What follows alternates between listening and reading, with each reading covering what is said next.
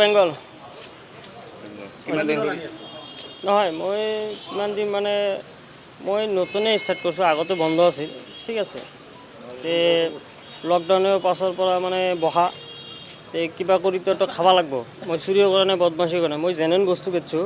মই জানো অসমতো বেন, এইটো বস্তুটো লিগেল, আমাৰ অসমত আনলিগেল, ঠিক আছে। কিন্তু নাই এইটো মই ক'ব নোৱাৰোঁ, কিন্তু মই যে কৰিছোঁ সেইটোৱে মই ক'লোঁ। কাই কি কৰিছে সেইটো মই ক'ব লগা নাই, ঠিক আছে। আৰু মই চাব লগা নাই, মই যে কৰিছোঁ মই দেখাই দি আছোঁ। মোৰ নাম হ'ল কালাকলি, মানুহ চিনি পাব। এনে ভাল নাম হ'ল চন্দ্ৰকান্ত ধৰ। কিমান টকা আছে? টাকা আছে আপোনাৰ 1,87,000 কেছ, আৰু টিকেট আছে মোটামুটি 20,000 পৰা 25,000 টকা মানলৈকে হ'ব।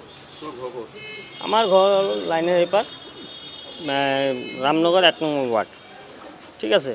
কি কৰিম যে মই এটা শিক্ষিত ল'ৰা হৈ মোৰ হাতত চৰকাৰে কোনো নিৰাপত্তা দিয়া নাই, মোৰ ব্যৱস্থাটো মই কৰিছোঁ, ঠিক আছে। মোৰতো কিবা কৰি খাব লাগিব, মইতো চুৰি ডাকাতি বদমাচি কৰা নাই, ঠিক আছে। মই এইটো বস্তু বেচছোঁ।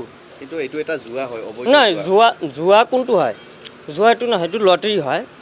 জুৱা হয় যোনটো তীৰ ডাবুল গুটি, এইটো হয় জুৱা, এইটো হ'ল লটাৰী। কিন্তু এইটো টিকেট কাটিও বহুত লোক ইতিমধ্যে নাই এইটো শুনক, লটাৰী কাটিলে মানুহ মানে গৰীব হয়, কমজুৰি হয়, সেইটো জানো। মানুহ মদ খালে মানুহ মৰে, সেইটোও মানুহ